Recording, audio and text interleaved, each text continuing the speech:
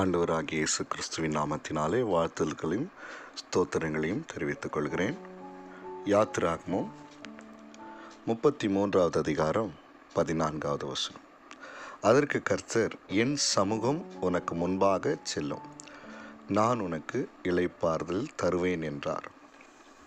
பிரியமானவர்களே, ஆண்டவர் நம்மோடு கூட இருக்கும்போது, தேவனாகி கர்த்தர் நம்மோடு கூட இருக்கும்போது, நம்முடைய ரட்சகர் இயேசு நம்மோடு கூட இருக்கும்போது, நம்முடைய தெய்வம் இயேசு ராஜா நம்மோடு கூட இருக்கும்போது, அவருடைய சமூகத்தினால் வருகிற வல்லமைகளும்,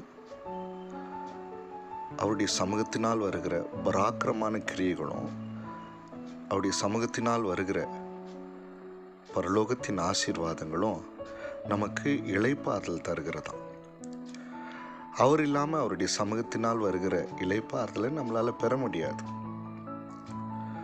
அவர் இருந்தால் தான் நமக்கு இளைப்பாறுதல். பாவத்திலிருந்து, சாபத்திலிருந்து, பலவீனத்திலிருந்து, போராட்டத்திலிருந்து, பிசாசின் பிடியிலிருந்து, தோல்வியிலிருந்து, அவமானத்திலிருந்து, தனிமையிலிருந்து, கண்ணீரிலிருந்து, வியாதியிலிருந்து, எல்லாவற்றிலிருந்து இளைப்பாறுதல். எப்போது என்று சொல்லி பார்க்கும்போது, தேவனாகி கர்த்தர் நம்மோடு கூட இருக்கணும். அப்போ தான் அவருடைய சமூகம் நமக்கு முன்பாக எப்போதுமே சொல்லும். அவர் இல்லாமல் அவருடைய பிரசன்னம், அவருடைய சமூகம் நம்மோடு கூட வராது. மோசே கிட்ட ஆண்டவர் சொல்றாரு, என் சமூகம் உனக்கு முன்பாக செல்லும், நான் உனக்கு இளைப்பாறுதல் தருவேன். அதற்கு முன்பாக இந்த தேவனுடைய பிள்ளைகளாகி இஸ்ரவேல் மக்கள் ஒரு காரியத்தை செஞ்சாங்க. தேவனுக்கு விரோதமான ஒரு பெரிய பாவத்தை செஞ்சாங்க. இந்த இஸ்ரவேல் மக்கள் 430 வருஷம் எகிப்தில் அடிமையாக இருந்தாங்க. விரும்பின சாப்பாடு சாப்பிட முடியாது, துணியை போட முடியாது, விருப்பப்பட்ட எந்த காரியத்தையும் அவர்களால் செய்ய முடியாது. ஆனால் கர்த்தர் 10 விதமான வாதைகளாலே தம்முடைய வல்லமையை விளங்க செய்து அவர்களை பலத்த கரத்தினால விடுதலை ஆக்கினார். அவர்கள் புறப்படும் போது, இஸ்ரவேல் மக்கள் எகிப்தை விட்டு புறப்படும் பொழுது பொன்னோடும் வெள்ளியோடும் புறப்பட்டார்கள். அவர்களில் பலவீனப்பட்டவன் ஒருவனும் இல்லையா. பாருங்க, எவ்வளவு பெரிய ஆசீர்வாதத்தை தம்முடைய பிள்ளைகளுக்கு ஆண்டவர் கொடுத்தார்.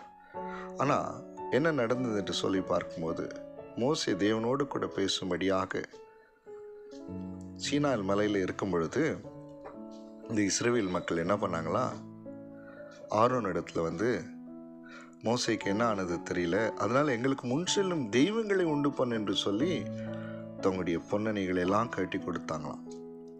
அப்போது ஒரு பொன்று கட்டியை உருவாக்கி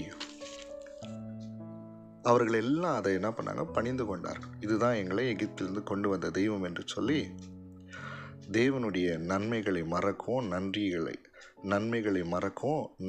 நன்றி இல்லாதவர்களாகவும் தேவனிட்டு பிரிந்து போகிற கடினமான இருதயம் உள்ளவர்களாகவும் மாறி போனார்கள். இதனால தேவனாகிய கர்த்தர் கோபம் அடைந்தார்.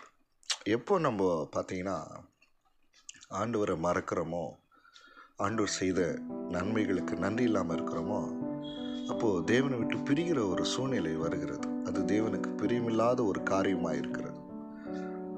பாருங்க, தேவனாகி கர்த்தர் பகலில் மேகஸ்தம்பத்தோடு அவர்களோடு இருந்தார், இரவில் அக்கினி ஸ்தம்பத்தோடு அவர்களோடு இருந்தார். ஒவ்வொரு நாள் காலையில் எத்தனையோ ஆயிரக்கணக்கான கிலோ மன்னாவை கர்த்தர் அவர்களுக்கு கொடுத்து வழி நடத்தினார். அவர்களை பின்தொடர்ந்து வந்த எகிப்தியர்களை, எகிப்தின் இராணுவத்தையும் தேவனாகிய கர்த்தர் செங்கடலை பிரித்து அவர்களை அதில் முழுகடித்து நிர்மூலமாக்கினார்.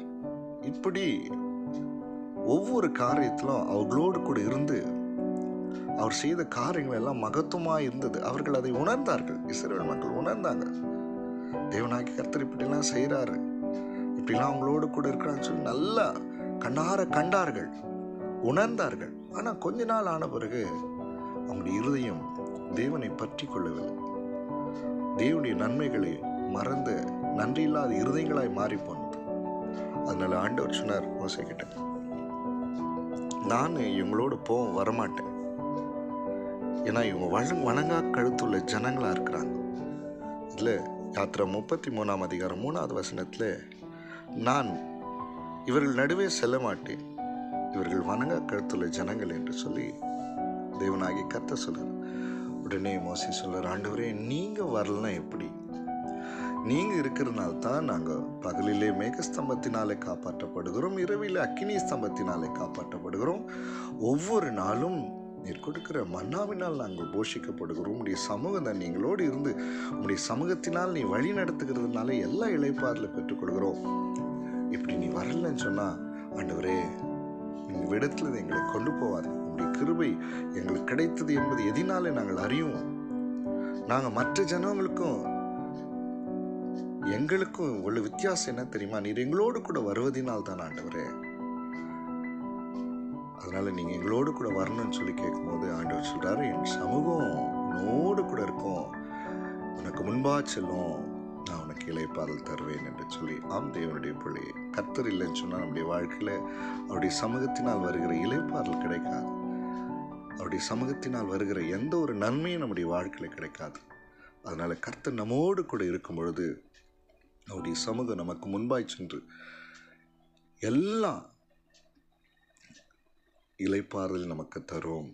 ஆமீன். அப்படியாய் கர்த்தர் நம்மோடு கூட இருக்கும்படியாய் நம்மை அர்ப்பணிப்போம். நன்றி உள்ள இருதயமுள்ளவர்களாக, வழுவி போகாத இருதயமுள்ளவர்களாக, கடினமில்லாத இருதயமுள்ளவர்களாக, தேவனுக்கு பிரியமானவைகளை செய்கிறவர்களாக இருந்து தேவன் நம்மோடு கூட எப்போது இருக்கும்படியாய் நாம் என்ன பண்ண, அவரை நாம் பற்றி கொள்ளலாம். அப்போது அவருடைய சமூகம் நமக்கு முன்பாய் சென்று இளைப்பாறுதலை தரும். ஆமீன். கர்த்தர் அப்படியாய் உங்கள் ஒவ்வொருவரையும் ஆசீர்வதிப்பாராக.